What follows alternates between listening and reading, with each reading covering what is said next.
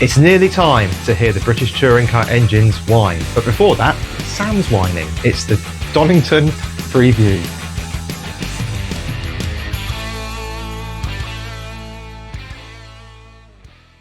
Hello and welcome back to the British Touring Car Podcast. We are back for the 2025 season and we are getting underway. We hope that you've enjoyed the videos so far this week that we've released. Busy. Yeah, plenty. If you haven't already, go and subscribe, like all the posts, comment on everything. We love to hear your thoughts and opinions, especially going into this brand new season. Russ, how are you? I'm very well. It's probably important to mention that some of you will probably be finding us for the first time with a preview video. This week we've done a video on Jack Sears, drivers to watch, and a little retrospect on Paul O'Neill. So if there's not anything in that tomorrow, this will be out. When's this coming out? Thursday. Oh, that's going out Friday, is it? Yeah. Oh, okay. Well, there you go. The scheduling is really good. But as you can see, if you can't find something out of those three videos to tickle your fancy, then maybe touring cars isn't for you. To answer your previous question, yeah, I'm good. Yourself? Yes, not too bad. I'm really looking forward to this weekend. Me too. Birthday weekend. Yes, touring cars is definitely. back. I am ready Another to go. year older. Yes, but not necessarily wiser. We'll find out by the end of the season because we're going to keep you up to date with our predictions going forward. What a link. It's like we've never been away. Keep you up to date with our predictions going forward, and we'd love to hear your predictions as well. So put them in the comments below or on the social media posts that are going to be coming out to announce this video. Without any further ado, this weekend it is Donington Park. It's the shortest version of it, so the hairpin version comes later in the year. 8 corners. 1.98 miles, so near one of the longer circuits we go to on the touring car grid. It's quite interesting actually that we've got a real mix of short and long tracks. This is one of the more longer circuits. Debuted in 1977, so at the height of the punk movement. Read into that what you will. Do you know who has the qualifying lap record here? Now, if you don't know already and you haven't been watching us for the last good couple of years now, I do my research and Sam doesn't. Research and then I guess basically just for a bit of fun, no? Because it changed. Well, it possibly changes each year. Sometimes it stays the same. I'm going to guess it changed, and it was actually last year's record. No, and straight away you're wrong. So that's a good start to the 2025 season. I'm going to go for Ash Sutton because he's mighty quick here. Yep, and that was set in 2023 with a 1 minute 7.5. Would you like to guess? If you get this, I'll be very impressed. The race record. Someone a bit rogue then. Very much so, to borrow a phrase. Is it going to be someone like Cook? No. Okay. I mean, someone like him to a degree. I mean, he is also a racing car driver. It's actually Ronan Pearson.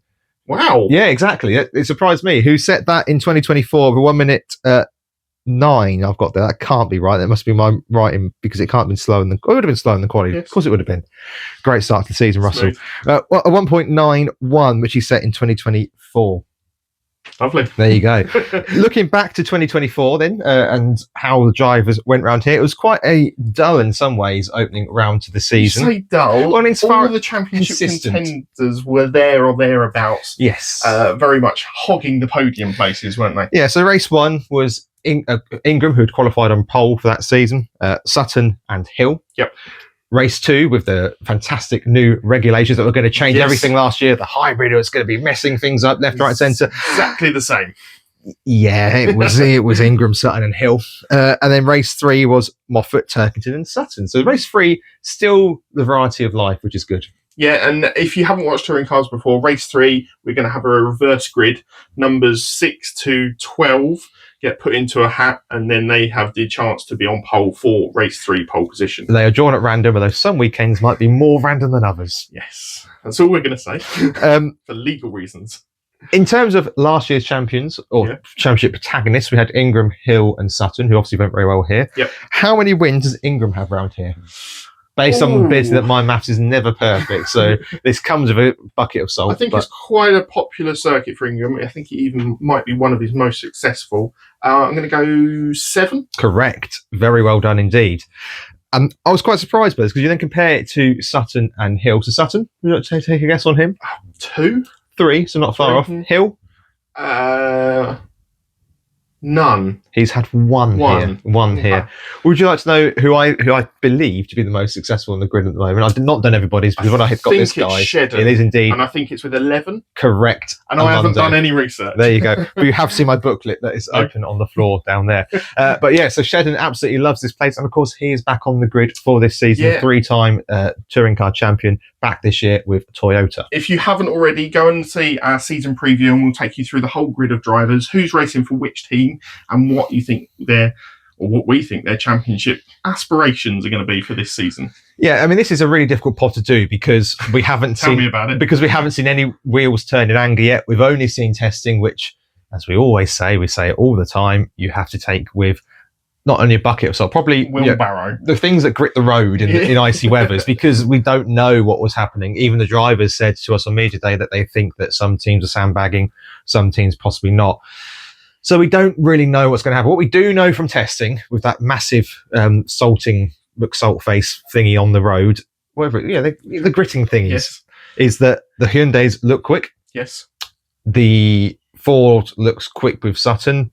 Yes. The BMWs didn't look so fast, and Cook was there or thereabouts. That's basically all we know from testing, isn't it? Yeah, I think one driver that was certainly trying to put his name up there and out there during testing was Max Hall as well, really impressing in the Cupra. 17-year-old coming into the championship, fresh out of the Minis.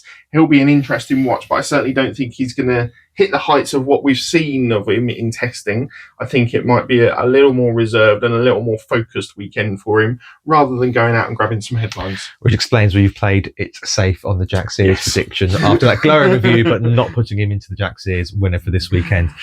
Yeah, as I say, in my view, I think it's going to be a case of the 3 title protagonists from last year, plus Cook, maybe plus Shedden, will be the ones to watch this weekend. It really is difficult because, say, we don't know anything. And I think by the end of this weekend, we'll probably see the runners and riders who we're going to think are going to be in those contending positions towards the end of the season. We may see a couple of shock results, but I think that might have to be weather-induced throughout the season. The first race of the season is always the complete blank slate. Everyone is on a par, and you probably see who's got the car best set up, who's got the quickest car overall, who might be the fastest driver for the season. But as you say, Ingram took the win last year and didn't take the championship. Yeah, so it's probably worth just quickly running through how the day works. So there are 2 free practice sessions in the morning of Saturday, followed by qualifying. Would you like to just quickly briefly explain how qualifying works? So on qualifying from last season, we had a brand new format which had been trialled previously. So there will be 4 sessions, each of 10 minutes. The first 2 sessions are formed from the free practice to finishing order. So the odds and the evens get split up into 2 10-minute sessions. And we then have the top, what is it for this year? Because there's more cars.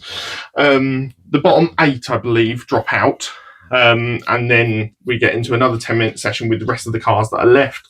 Then the next group drop out to leave us a top 10 shootout. Top 6 shootout, sorry. There's 3 different sessions to get through. You really have to be on it with setting your times. It's not like before where we had half an hour and you could just run almost as many laps as you want. You've got to stay out of traffic, you've got to stay on the circuit, and you've got to get a good sector or sectors together. Yeah, but basically, for those who are new to the sport, touring cars used to operate on basically having an hour or so to do as many quali laps as you could, which was incredibly dull because it just basically meant teams pounded around sometimes up to 30 laps, depending how short a circuit was. And bolt a couple of sets of new tyres on in that time. Yeah, whereas now this has moved a little bit more to the F1 style of Q1, Q2 and Q3. And it just adds that little bit of extra jeopardy. And qualifying gets underway on the Saturday at 3:10, which is available, used to be on the YouTube channel. I assume it still is for this season. Yeah, on YouTube and I believe on TikTok as well. One thing I must say is Saturday is looking damp. It is indeed, which is always going to make it interesting. Bringing out wet weather tyres. They only have slicks or the wets. So if it rains too much, then I think they will be out on the wet weather tyres. We're going to see possibly the fastest time coming at the end of each of the sessions if it starts to dry up, or we could see it right at the start of the session if it then gets wetter. So it's always a really interesting dynamic when we've got a change of weather. Yeah, and also worth pointing out as well for anybody that's new is that you can't mix and match the tyres. You have to run 4 slicks or 4 wets, and changing a tyre in the touring cars is a little bit longer. Yeah, it's a fairly labour-intensive process. You're not going to be seeing any 2-second stops here. Then on Sunday we have 3 touring car races. So grab your pen and paper or your mental notes if you can remember them. Or check our social media because we'll have all the times up on there. The links you're doing today, lovely, yeah. You are just unbelievable. We've got the first race at 10 to 12. We've then got the second race at 25 to 3 and the final race at 25 past 5. It's always worth remembering that those times are subject to change depending on what happens in all the support races. Yeah. So as usual, we've got an absolutely packed rostrum of support races to keep you busy and occupied throughout the day if you're going or watching on television. Racing on Sunday, I believe, starts at 10 past 9. So correct. Make sure you get there nice and early. I believe the Porsches are on first. Yeah, you've got the Porsche Carrera Cup. Then we've got the F4 British Championship. That's always worth looking at if you are interested in motorsport generally. There's a lot of drivers in the F1 and F2 paddocks at the moment. They've come through that. I believe Jack Doohan was in that series at one point. Lando's been in it. Piastri's been in it. Abby Pulling in the F1 Academy side of things. The big name drivers normally graduate to the top and then move on. So if you're looking for that new talent or that new driver to support throughout their racing career, especially in single seaters, that's the grid to look for. Zach O'Sullivan's another one that is he in F3 or is he now gone to F2? F2 now. Yeah. So you might be seeing tomorrow's stars in that championship. We've also got the mini challenge, which operates as a little bit of a feeder series to the touring cars. Not so much now as it used to, but there's normally some good names to watch out for in there. We've also got the Porsche Sprint Challenge Great Britain this weekend, which means you'll be able to see drivers such as Dan Zelos and Lydia Walmsley, who have been around the touring car paddock for a while. There is no legends this weekend, which I think is a crying shame. They should be at every single event, but that's the way it goes. Of course, there is no TOCA Juniors this year either because that championship has been shelved until next season. Which at the earliest. Is a little ominous because that was the news that was announced before last season start. It does look like they've now got a car together and that they're moving in the right direction. I think it was a short timeline in the first place to try and get it ready. Just 1 season after, now 2 seasons after. And I think money is a big factor as to why we haven't seen a huge uptake in it this year. Back to the touring cars on the track then. Sam, give me 3 drivers that you think either go well here, won't go so well here to keep an eye on, and I'll give you 3 afterwards, and hopefully we can then get to predictions, weather, and cheerios. As we've already mentioned, Shedden is probably going to be one to watch out for just because of how successful he's been at this circuit. Yes, he's had some years out of the touring cars, obviously last race with Team Dynamics in 2021, and comes back as a 3-time champion, but could be a little bit rusty into that Toyota team who have changed all 4 drivers for this season as well.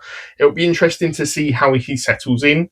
There weren't any big bright times in testing that said, yes, he's going to be right there, but there weren't any poor showings from him either to say that he was going to have difficulties. But I think he's going to be one to watch this weekend, definitely. Of the young drivers, I certainly think you've got to keep an eye on Max Hall, especially because of how young he is and the times he's been producing. Plus, you can't miss his livery on the Cupra this year. It is one to watch out for. It is. It's been voted on the BTCC House of Memes as the best livery of the season. Not a surprise, really, is it? I disagree with the general public, but then when most elections come around, whether that be Britain's Got Talent or other matters, then I tend to disagree with where the public vote goes. I mean, Eurovision is an absolute farce, but it's a good livery. It is a good livery. And I don't know whether I might be stealing one here from you, but BMW as a group of all 4 drivers. Pick 3, goes for 4. Brilliant. Stunning work. Of all 4 drivers, I think it's going to be interesting to see how they perform in this weekend going forward. They certainly didn't set timing screens alight. I think Hill was the highest in 16th overall at the Donington test for Media Day. The cars look a little bit sluggish, and there are 3 new drivers going into that team. I can't wait for Jake Hill pole. Oh, no. One of which is a rookie coming up from the Porsches in Rainford. And then obviously we've got the experience of Moffat, but not having driven rear-wheel drive in a little while. And De Leon making a big step up to that team. But Jake Hill, reigning champion, who knows what he can pull out the bag. Is there anybody on the grid left for me to have a look at? Right, okay. I'm going to go Josh Cook. Look, I'm really quite excited about Cook this season because there's an element of always the bridesmaid, never the bride to a degree. Yeah. Without really ever being in the championship hunt when it gets to the final round of the season. He's one of those drivers that has been there 3 or 4 times mathematically going into the last round. But it's always like 40 to 60 points off. That mathematically being needs to win all 3 races and hope that nobody else turns up or ends up at Donington Park rather than Brands Hatch by mistake. It's probably happened before. It's that level of turnaround he needs. However, this season, back in a car he clearly loves, a car where he's had his best results. I don't think there's any doubt about that. In a team he feels comfortable with. I just feel that One Motorsport have taken obviously a year off.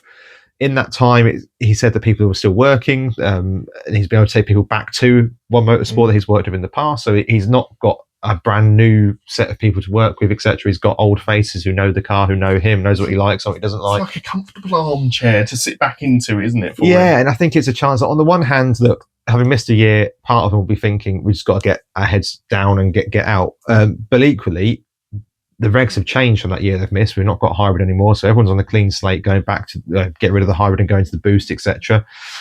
Maybe Josh Cook, if he can hit the ground running in that car, I say a car he feels comfortable with, a teammate who he will feel comfortable with. I don't think he'll see Jelly as a threat to him either, personally. No, definitely not. And you could argue potentially in some teams he's been in, he has seen other drivers as a threat, which may put a bit of pressure on. You don't know. You got over Toyota last year. He was the satellite Toyota, not the main team Toyota. Does that get in your head? I don't know. Yeah. You're up against somebody like Rob Huff, who's obviously very, very good as well. And of course, at testing, pouring the salt on top of this, he was very, very quick and set a new lap record. I don't care whether other teams were running fast or not. He still set a lap record at the circuit on Mead Day, beating Ash Sutton, who had gone fastest previously. So I think he is definitely one to watch. Ronan Pearson is my second pick. I think we said it in the season preview. If we didn't, I'm going to say it here. It's a bit of a make or break for Pearson. We've seen the best of him in this series, and we've seen the worst of him in this series. He's now at a team where hopefully he'll get what he needs in terms of support in the car to really push on. He's got to be making waves in that Jack Sears Trophy this weekend, and I think he'll be looking for a really strong start, and possibly even a podium or race win, depending on how the day pans out. And finally, I'm going to go for. No. There's a racer in there, but not today. Do you know what? I'm going to go for Chris Smiley as one to really watch. Restart are really interesting. So obviously they are now a customer of the Hyundai Virtue Motors green liveried one-eyed monster thingy horrible thing that is their Team Virtue and Tom Ingram's team. Smiley had a solid, if not spectacular, season last year in the Cupra. But in fairness to him, it was his first time back after being in TCR. He's a TCR champion, and of course, it was Restart Racing's first year in the sport last year as well. They've made a massive step already to go from Cupras starting out, right, we're now going to become a customer of one of the fastest cars, in my opinion, the fastest car on the grid. It's a big call to make, but I can see why they've made that call. 100%. And I think as a team, they have the right intentions with trying to move forward and move up the grid, and taking on a car like that, which is of championship winning quality, can only be a good thing, I think. And Smiley has driven that car in as some guys before when he was has Lloyd. As has Lloyd, exactly. So I think, again, I'm not going to suggest that Chris Smiley is going to bang this on pole and then take 2 wins and a third and walk home and into sunset. DNF incoming. Sorry, Chris.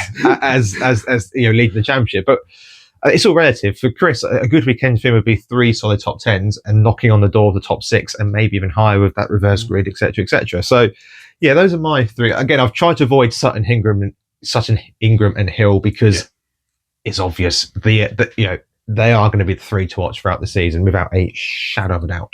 Yeah, if you haven't already, we have put out a podcast of about 10 minutes long of drivers that we think are to watch out for the whole season, not just this weekend. But yeah. Cool. Shall we do some predictions? Then we can do the weather, and then we can... One caveat before we get on to that. I really struggled with predictions this week just because it's so the hard. start of a new difficult. season and you can't really pick much up from testing. So I think we've both played it a little safe. Yeah, I think that's fair. Again, it's so hard to know because until we see the FP1 and FP2 times on Saturday, we're not going to really, and again, they're not completely indicative, but we're not going to get a real sense of this until probably midway through race 2 on Sunday. So for those who are new to the podcast this year, welcome.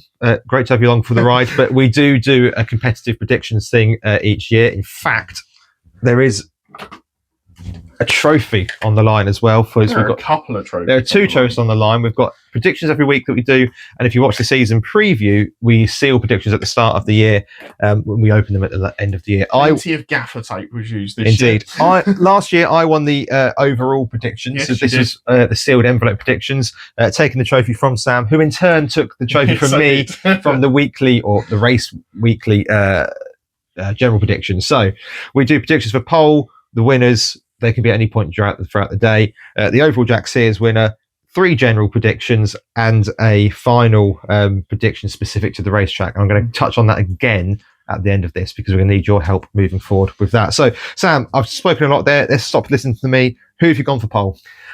Just because of that time that he set in testing, I've gone for Sutton for pole position. Obviously, having broken the qualifying lap record already. I know Cook did it as well, but I think Sutton's probably still got a little bit more in the bag.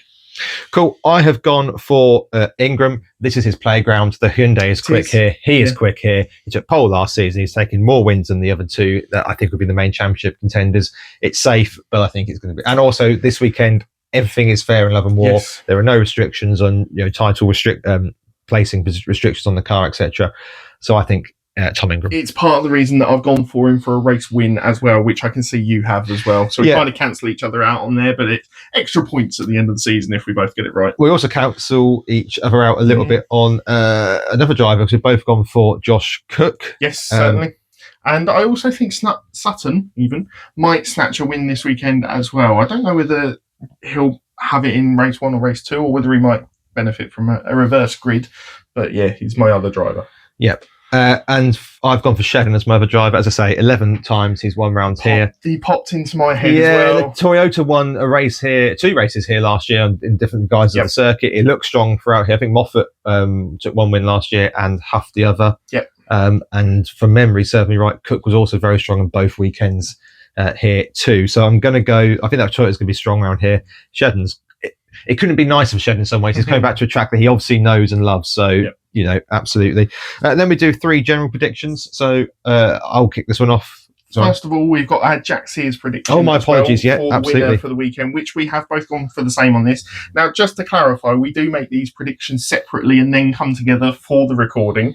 But we have both gone for Ronan Pearson this weekend.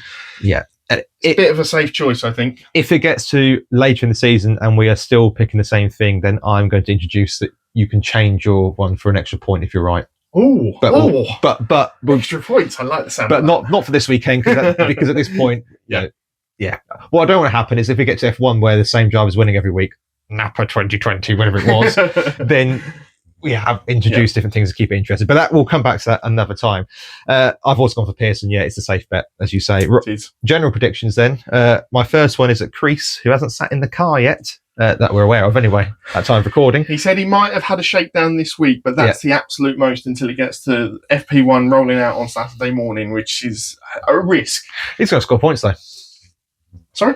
Crease is going to score points. Right. Well, just remember, points are scored down to 15. Yeah. We've got 24 drivers this season. Might get fastest lap. Could get fastest lap, That's technically a point. He could get pole position. He could lead the race. Who knows? If it's wet. Yes. No, I think Crease will get points. The car's good. The team's good. Crease isn't coming into this in some of the other guises he's come into in the past. He's going into a team that are fully experienced. Yeah, exactly. Yeah. And are going to be able to give him the best chance possible to get points. It's not going to be lost on them either that he's only here for 5 rounds. They're going to want him to be doing as well as he can, as soon as he can. So, yeah, why not? Although in his interview that we had with him, he did state that this weekend was going to be more of a test weekend. Yeah, of course. To build for the other 4 rounds that he's going to be. Of course, but there's no reason that test can't turn into a point at some point. And also, if he's testing, more chance you'll get the fastest lap. My first prediction, general prediction for the weekend, is Sutton to have 3 top 6 finishes. He does this a lot. something that he did last season Yeah. a hell of a lot, and at the start of the season, Yeah. obviously took 3 podiums on the opening weekend. I don't think he'll have as much clarity as that this weekend, but I think 3 top 6s is within his grasp. I can't wait for an overzealous move into trainers. Okay, shut up. But knowing him, we'll probably fight back and get second anyway. I'm going for 3 different podiums as my second bet. So last year, as I said, that race 1 and race 2 were the same. I'm going for each podium will be completely different. Okay, yeah. So we won't completely different.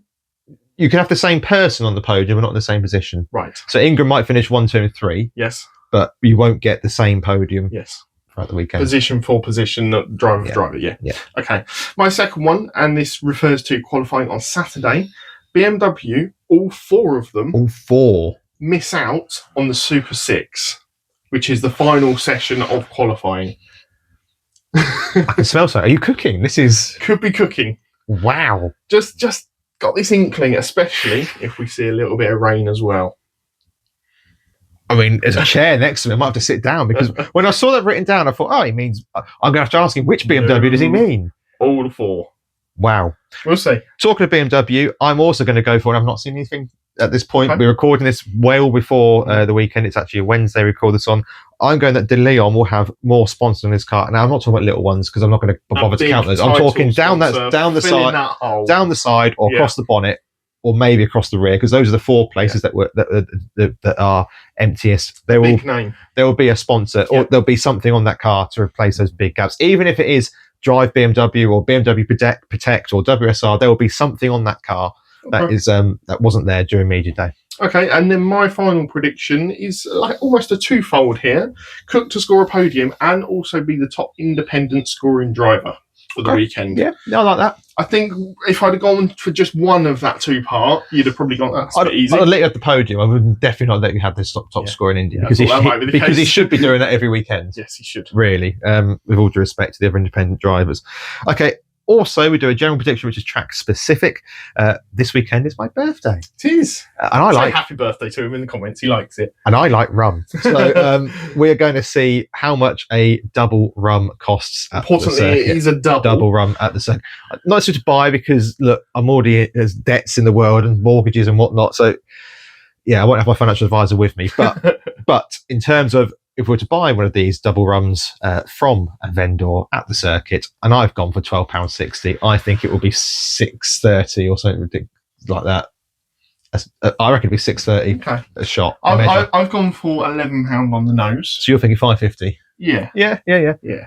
I think. I don't think they have a massive range of rums. So nor do I. If they've got 3, we'll go for the middle option. Can I just put something out there that we may not have considered? Yes. What if they don't have any? They always do. Well, if they don't, we'll go to whiskey. Okay, that's fine. If they don't do whiskey, then we'll just call it null and void. Yep. And lovely. Just on that prediction, for you, the fans, the listeners, the watchers, we want to hear from you. Yeah, we've been doing this for a long time now, predictions, and we could all go, oh, how many corners will be cut? How many times? How many laps of the bollard last? We do that every year. So this season, quite honestly, we've run out of ideas. Pretty much. So this season, if you've got any track-specific suggestions for one of our predictions, let us know. Either put it in the comment on our Facebook page, on a YouTube video, Instagram, message us, whatever. I will put something out about this nearer the time to Brands Hatch to remind your memories. But yeah, if you've got anything, get your thinking caps on because Brands Hatch Indy is next. And say we'll mention it in the review as well. Yeah. We need an idea for Brands Hatch going forward. Obviously, we've got 2 weeks between the opening couple of rounds. So yeah, we'd love to hear your ideas between now and that round, so we can actually use one of your ideas and it can be completely random. Yeah, and it just saves us from going, oh, the bar's gone, and then arguing over how many cars have left Copse Corner at Silverstone because that's fun every year. And just to let you know, we are looking to go to the opening 3 rounds. So Donington this weekend, followed by Brands, followed by Snetterton. And then we've already booked tickets to go to Alton Park later in the year. So if you do see us there, like you did at Media Day as well, do come and see us and have a word. We always love talking to you about the racing and about anything else, really. We all have this common interest. And all being well, I will have my stickers with me as well, if I remember. I did have my Media Day. I completely forgot they're in my pocket. So that was good. But yeah, come up. Stickers are free. Come and have a chat. It was really nice talking to some of you at Media Day, and always humbling that we can be walking down the pit lane and somebody going, "Oh, you're the guys. Come and have a chat." Yeah. Always open for a chat. And if you're going this weekend, look forward to seeing you there. Yeah. Until then, stay safe. It's going to be dry, by the way. We've not done the weather yet. It's going to be dry on Sunday. It's going to be dry on Sunday, possibly wet for qualifying. But yeah, so bring all the weather gear because you never know what's going to happen. There's a little tips and tricks page on our PDF file that we've got for the season. It will take you through all the drivers and all the bits and pieces to watch. If you haven't got that already, it'll be on Facebook. I'll do the link this weekend. And it's all there for you to have a look through. But until then, stay safe, and we will see you at Donington. Bye for now.